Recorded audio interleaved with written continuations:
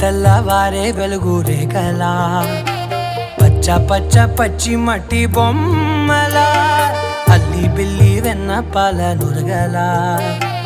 అచ్చ తెలుగు ఇంటి పూల కొమ్మలా